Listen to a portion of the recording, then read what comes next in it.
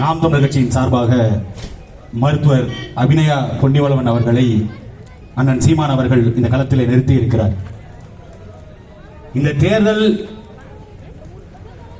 இயல்பாகவே இடைத்தேர்தல் அப்படின்னாலே மக்களை கூட்டிட்டு போய் அவர்களுக்கு காசு கொடுத்து வாக்குக்கு காசு கொடுத்த ஆளுங்கட்சி அதிகாரத்தை பயன்படுத்தி தான் எப்பொழுதும் வெல்லும். ஆனா இந்த முறை இடைத்தேர்தல் அப்படின்னு வந்த உடனே நிறைய பேருக்கு ஒரு சின்ன சந்தேகம் இருந்துச்சு, யாரை வேட்பாளரா நிறுத்துவாங்க.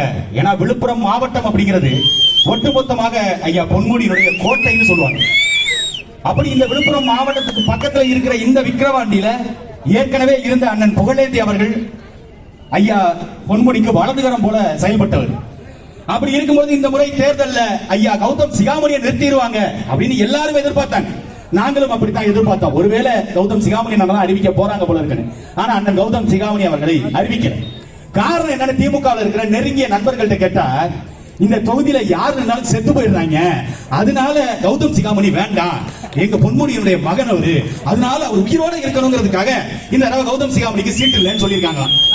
கௌதம் சிகாமணி என்ன கேட்டுக்காரு, நான் நிக்கிறேன்னு. ஐயா பொன்முடி சொல்லியிருக்காரு, நானே எப்ப கம்பி என்ன போறேன்னு தெரியல, கம்பி என்ன போயிட்டு நீ அந்த நேரத்துல காலாவதி ஆயிட்டேன்னு வையே, திருப்பி இடைத்தேர்தல நிக்கிறதுக்கு ஆள் இல்லடா, அதனால நம்மளால முடியாது, நான் கௌதம் சிகாமணியை வேணான்ட்டேன். இப்ப அன்னியூர் அண்ணன் அன்னியூர் சிவா அவர்களை நிப்பாட்டிருக்காங்க. அண்ணன் ரொம்ப நல்லவர், தங்கமான மனுஷன், இந்த ஊருக்கு நிறைய நல்லது செய்வாரு, எல்லாம் சரி. ஆனா இருக்கிற இடம் ஒரு கேடுகட்ட இடம். திமுகங்கிற கட்சி ஒரு கேடுகட்ட கட்சி. அந்த கட்சியில இருந்து எப்படி நல்லது செய்ய முடியும்? ஐயா ஸ்டாலின் அவருக்கு தெரியுமா இங்க இருக்கிற பிரச்சனை குறித்து? இதுவரை இந்த தொகுதிக்கு, விக்கிரவாண்டி சட்டமன்ற தொகுதிக்கு இந்த 3 ஆண்டு காலத்தில் இவர்கள் செய்த ஏதாவது ஒரு நன்மை இருக்கா?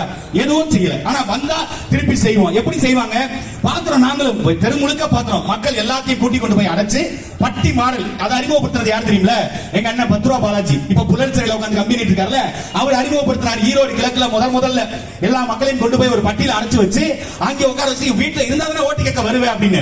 ஆனா நம்ம வேட்பாளர் அபிநய டாக்டர் அவங்க என்ன பண்றாங்க, நீ எங்க கொண்டு போய் வச்சிருக்கோ நான் அங்க வந்து ஓட்டு கேட்கிறேன் அப்படின்னு மக்களை அந்த காலத்துல போய் செய்யறாங்க.